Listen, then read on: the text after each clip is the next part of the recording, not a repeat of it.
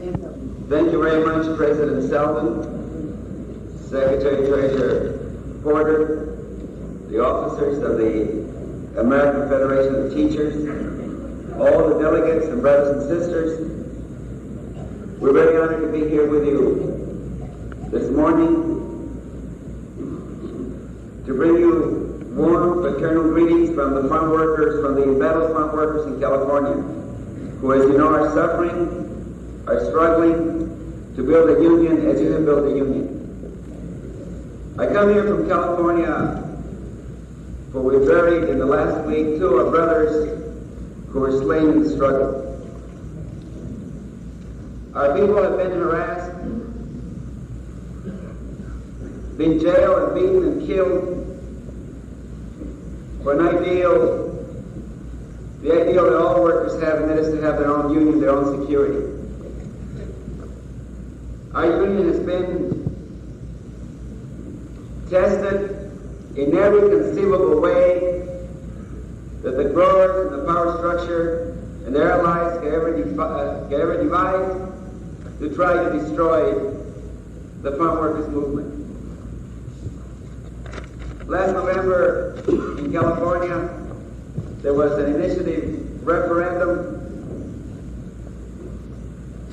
to enact legislation to supposedly give farm workers a right to representation elections. But in fact, the legislation would have taken the right to strike and the right to boycott, and would have given 6 or 7% of the workforce the right to decide which union, if any, they wanted. And we went out and campaigned all over the state.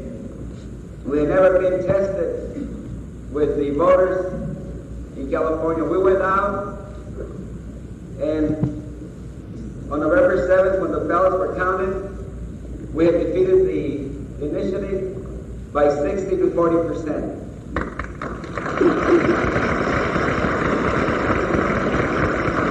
That was, to us, a great victory. We felt that the voters in California had given us a vote of confidence to continue our work. On that same night, as you know, President Nixon also got a very large vote and won in California. But we got more no votes against 22 than he got for himself.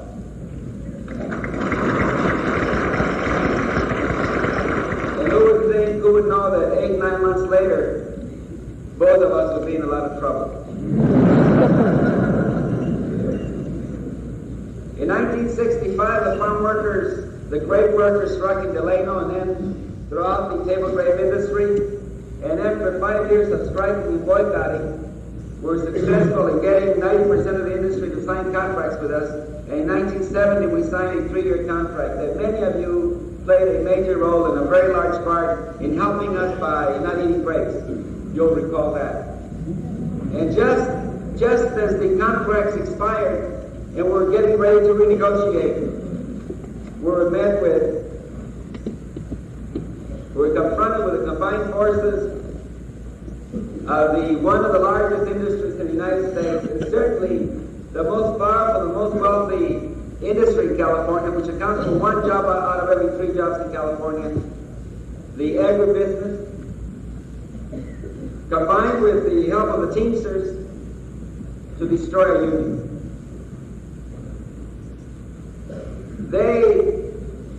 The growers and the teachers signed contracts. It wasn't a question of signing one contract. It was a question of taking all the contracts away from us. And as we sat there those first few days, when they walked in, the growers just signed contracts with them. And when we tried to talk to the growers and say, you can't do this, we represent the workers, let's have elections. And the growers told us, the teachers said, well, there's too late to have elections, we have the contracts now. We went to the growers and said, for God's sake, why don't you let the people decide? And the growers said, if the people let the people decide, they will decide for the Farm Workers Union, and we don't want that. You see, the growers were counting on the information that the labor contractors and the hiring bosses have been giving to them that our workers didn't want our union, that our members were fed up with the farm workers union. We struck immediately. And they knew, because of those picket lines, where we had hundreds of people before, now we have thousands of people walking the picket lines. They were also told among themselves, the growers told one another, that the boycott isn't going to work the second time. It worked the first time, but that was a fluke. The American public is tired of boycotts, and you couldn't prove it, but it's been happening lately. And because of that, the boycott wouldn't work again. Little did they know that today we have more support for the boycott than we had in 1970 when we signed the contract.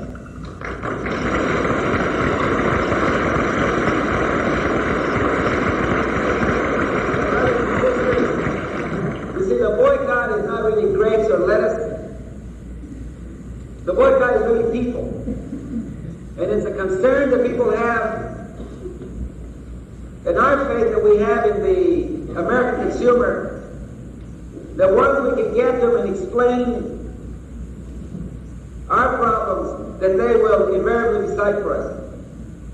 Out of the last boycott, we had some human stories that came out of that boycott that tell the story a lot better than I could possibly tell it. A friend of ours who was traveling in Hong Kong just before the contracts were signed tells me that he was walking the streets in Hong Kong and he saw a lonely picketing in front of a small fruit stand. And when he saw that picket, he looked up at the sign and there were characters that he couldn't understand what they meant. But as they came close to the fruit stand and close to the picket turned around to come back through in front of that fruit stand, and in English, in plain words, there were the words saying, "Do not buy California grapes."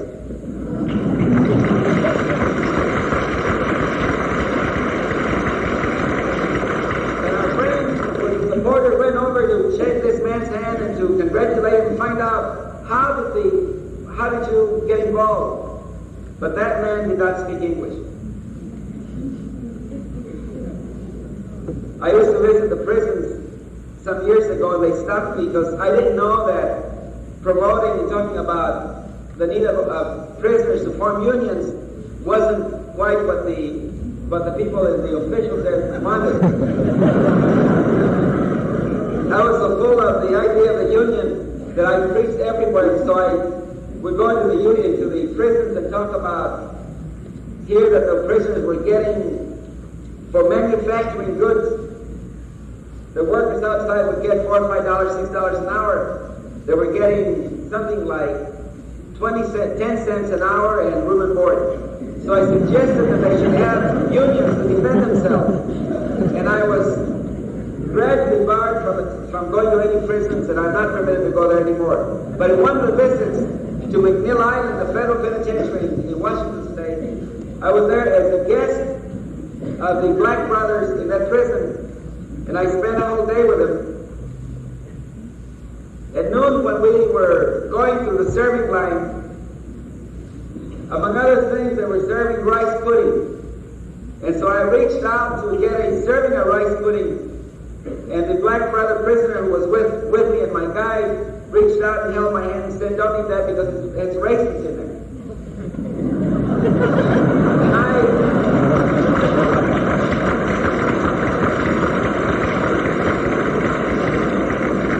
And I was very embarrassed. I moved out of the line into a place where we sat down, and he told me, very matter of fact, he said, "In this joint, we boycott dry grapes, fresh grapes," and he said, "We also boycott fermented grapes, maybe not by choice."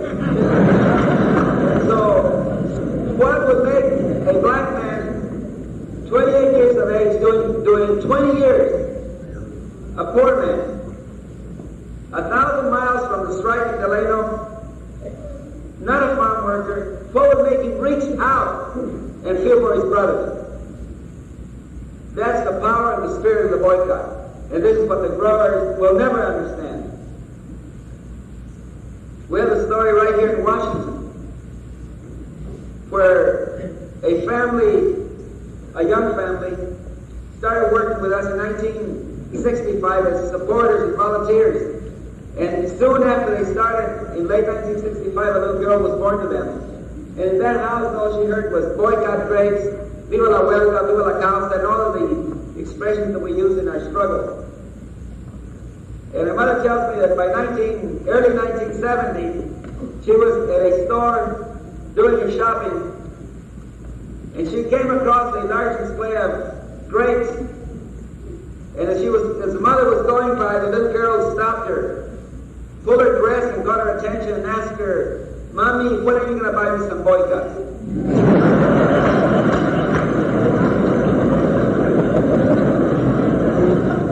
This goes to show you that if we had stayed at that boycott a little longer, we would have had a whole grapeless generation. But perhaps the most telling one is the one, a former farm worker, now living in Saginaw, Michigan, a Chicana. I spoke there about 2 weeks ago, and I was pleading with them and asking them to help us with a boycott, to go boycott grapes and lettuce and to walk the picket lines and to spread the word. And after the speech, she came out and she said, I'm from Texas. I was a migrant worker, and I migrated for many years that I can't even remember. And she said, and I just can't go on the picket lines. I'd like very much. I pray for you, and I raise a little money, and I do whatever I can, but I can't be on the picket lines. I just can't. I'm ill. She says, but I do go to the stores, and I do look for the grapes. And every time I see grapes, I go out there, and I take your greetings to them, and I get their hands, and I really squeeze them hard. And so you see, the boycott is really people, concerned people. By the time that we won the boycott in 1970, we had so many committees going all over the United States and Canada and parts of Europe that we couldn't even keep up with. All we do was answer letters and say, keep it up. And they ask us, will we pick up this store and that store? And say, yes, go right ahead. But see, the boycott is a life of its own. And we're told in the beginning in 1965 by some of the experts that the boycott was a bottomless pit. And that we could not win the boycott, that the American consumer would never respond. It just couldn't be done. Thanks God we were naive enough in those days not to believe them. The other thing that the growers said was that the AFL-CIO was not going to help the farm workers. That they were through with us and that they were going to let us abandon us. And as you know, we came to the Executive Council meeting in March of this year, presented our problems to the board and to Brother Meany, and the response was quick and very good. I understand that for the first time,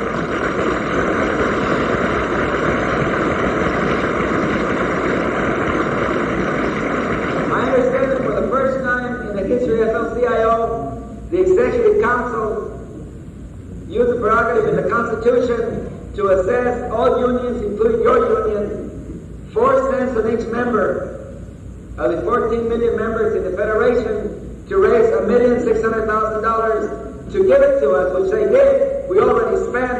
And the first time we were able to pay strike benefits and take care of our people while they're picketing.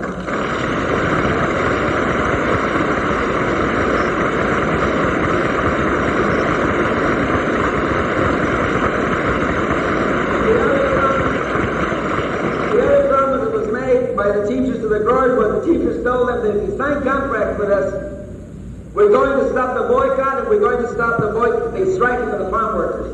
And neither has happened. And surprisingly enough, the teachers went to the growers, and the growers signed contract with them because they supposedly wanted peace. And let's examine what's happened.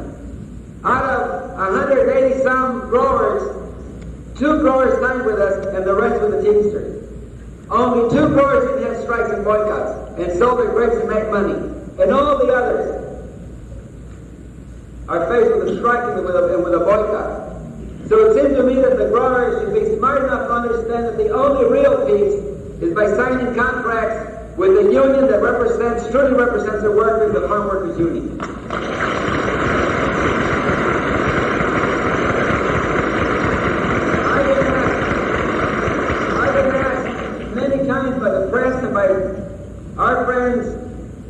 that you don't have contracts, what are you going to do? So does this mean that it's the end of the union? And we tell them, we started a union and we fought for 7 years without contracts.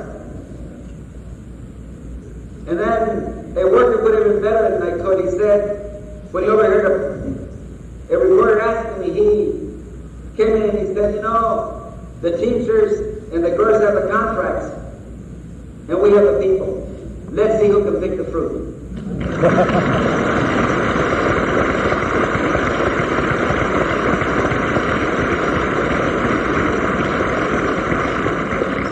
We would have won the strike, no question in my mind. But you see, something that we were not counting on to develop. We know in the picket lines we can take care of ourselves and we can beat the Teamsters and the growers. We're pretty sure of that. But we were not counting, we made a very bad mistake.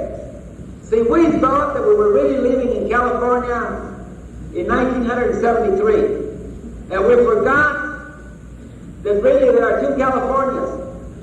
There's a California that represents the spirit of justice and concern that comes from the large cities, and most especially from the Bay Area.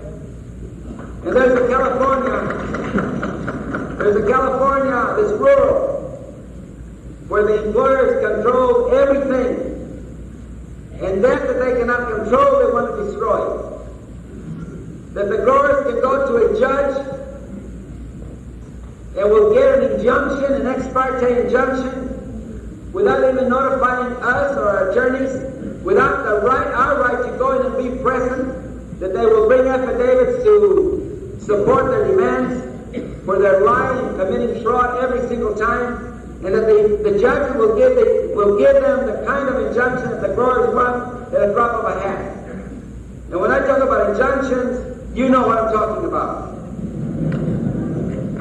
In 1965, we were handed the first injunction, and we were sued for $8 million, and it scared and frightened us. And from 1965 to April 1970, we respected to the letter every single injunction. We wouldn't let the people, we counsel them not to disobey the injunction. In 1965, there was an injunction limiting 25 pickets on either side of each entrance and a limited number of pickets in the fields. Then a few months later, that came down to 10 men on each side, then 5 men, then 1 man, then only 100 people on the picket line, then only 50. Finally, in April 1970, we were told that we couldn't have anybody at the entrance. We were told that we were going to have 1 man every 100 feet. And we were told we could not use the bullhorns, the public address systems to communicate with the strike breakers in the fields. And we were told we couldn't leave. And we got together with the workers and we decided that enough was enough. And we began to disobey the injunctions en masse. And since April until now, over 6,000 arrests have taken place.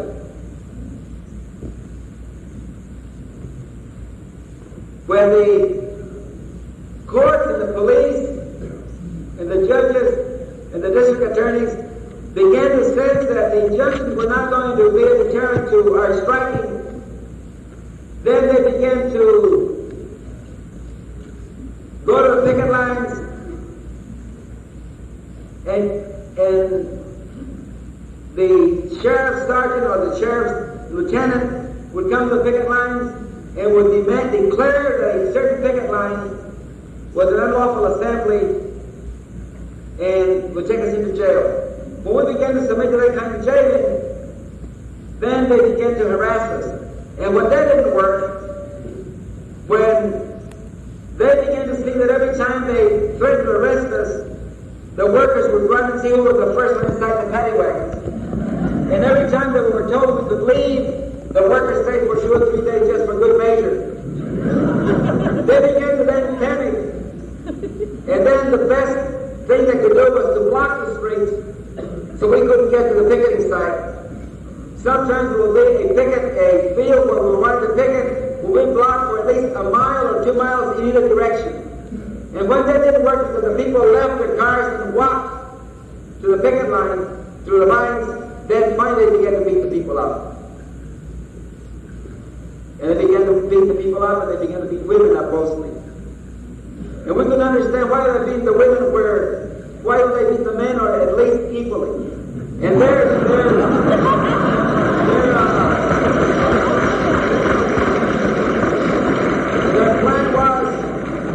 plan was that if they beat the women, that they would frighten them. And they were so mistaken. And we have a lot of blood in those fields.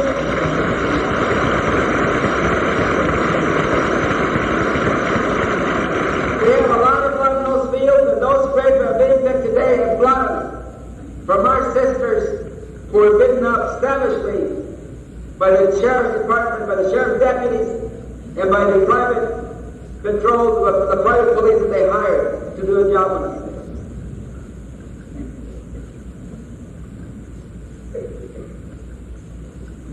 Brothers and sisters, the real issue here is who's going to determine what union is going to represent the workers.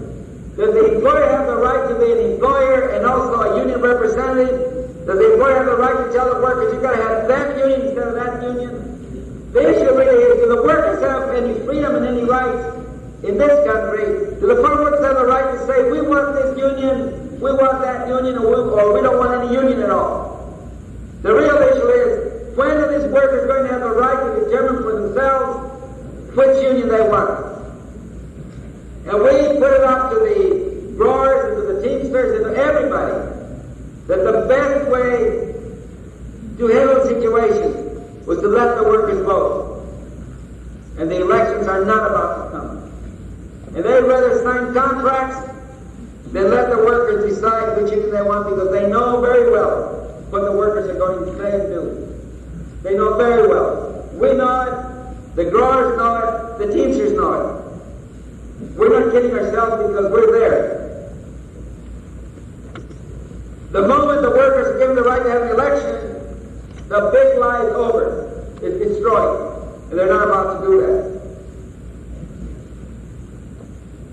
The sad thing is that if you will consider this, the real sad thing is that when every time you sit at your table,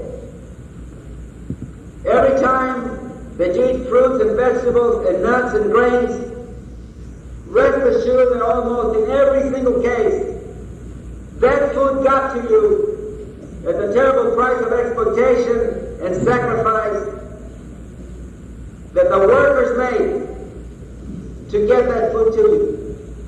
The men, women, and children who work in agriculture today, who plant and cultivate and harvest the biggest abundance of food that any society has ever seen, enough food to feed you and me and the whole United States and part of the world.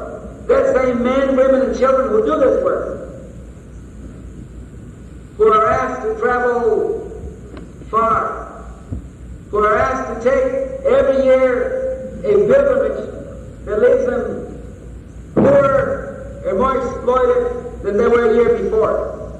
A black family in Florida who's asked to come up the East Coast and to make that 2,500 mile round trip, or asked to come in an old beaten up car, no more than $100 in their pocket, to an uncertain job, an uncertain place, no assurance of having a house, with the fear that if someone becomes critically ill on the road, most likely they'll die because they cannot go to any hospital in this country unless they have money as a deposit or they're covered by some kind of health insurance.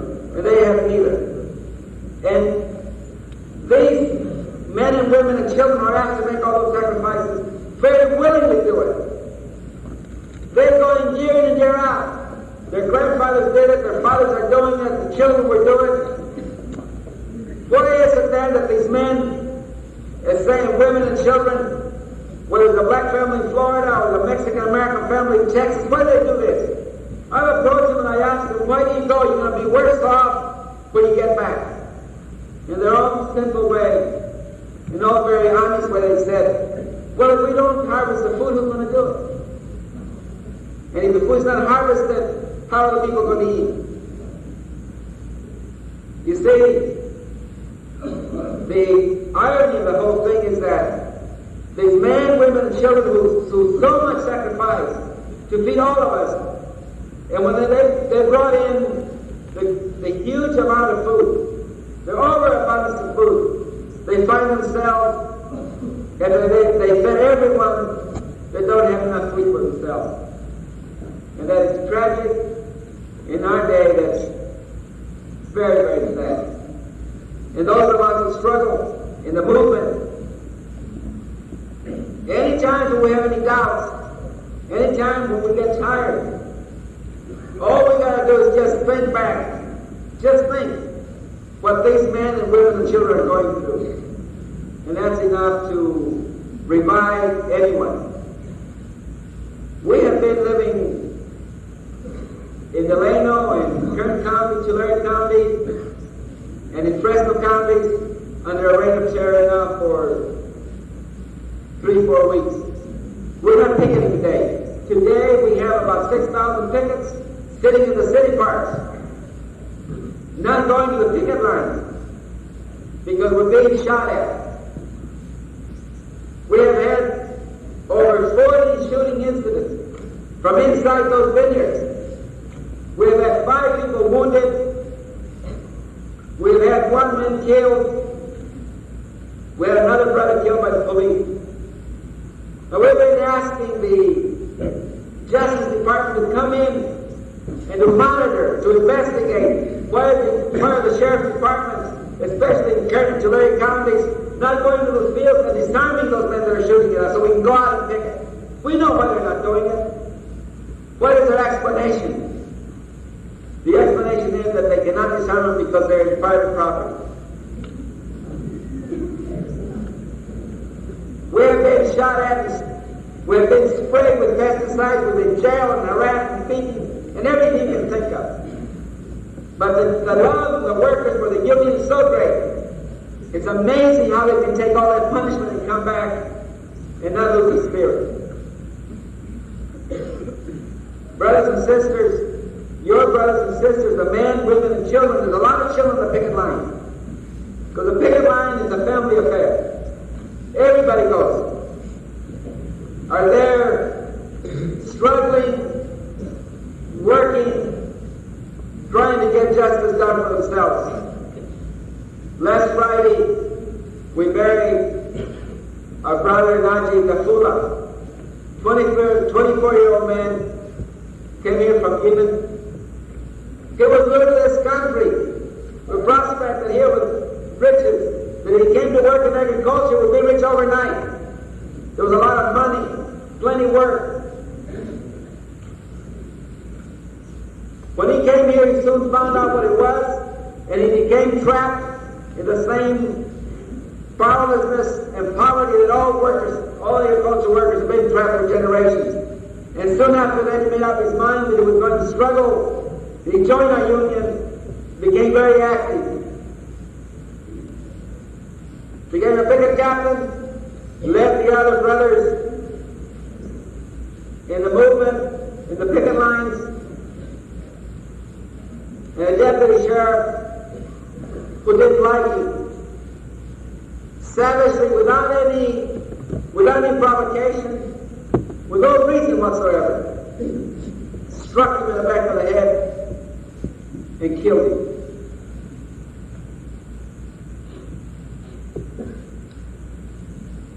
And last Tuesday, we buried our brother Juan de la Cruz, 60 years old, an immigrant from Mexico, who joined our movement in the beginning. In 1962, when I went to Ireland to organize workers, there were very little people. There were no one in the union. It was very dangerous to join. He joined, and I have a very vivid recollection. In 1962, in the winter, in the middle of the winter, when there's no work, no prospect of any money for these workers, I went to his home to collect the dues. And I met him coming out of the front door, and I asked him for the dues, and he said, you know, I have a $5 bill. I was going to the store to buy food, But if you think it's important enough, I'll give you $3.50, which was the due then. And if you come with me to the store, I'll give you $3.50 and I'll just buy $1.50 worth of groceries instead of $5. And I felt very, very bad. I had to deal with my conscience, and I went with him to the store, and I decided to take the $3.50, and I went home and I couldn't sleep. But he gave it he wasn't grudging about it. He gave it because he felt he wanted to give it. And you know, that was 1962, 1966. The first contract that we won, probably just a coincidence. He was one of the first workers to work on that contract. And he told me, you know, I remembered reminding him of that day in 62. And he said, you know, I gave the money because I had hope, but I never dreamt that we could have a union in such a short period of time. He was in a picket line last Thursday, a week ago today. Other men, 2 men came by, there were about 180 pickets with a brand new rifle, and they began to shoot at everyone and everything. 13 cars were shot up. Many people were just narrowly missed. He was taken with his wife, Maximina, but then with him in the picket lines, all the struggle that we had, including the beginning of the Georgia struggle back in 1966. He was able to push her under the car. He was struck in the heart and died instantly. But I should say that really they haven't died. Brother Fuller, Brother La Cruz haven't really died. Because you see, these men were dedicated to the cause. They were full of love for their brothers and sisters in the struggle. And we know that their death is not going to be in vain because we know we're going to win. And we know that the best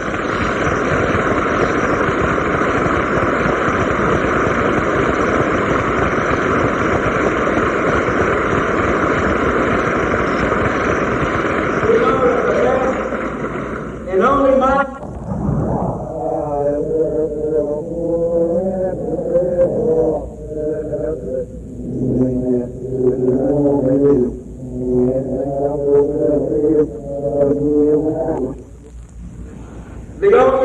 the only thing that's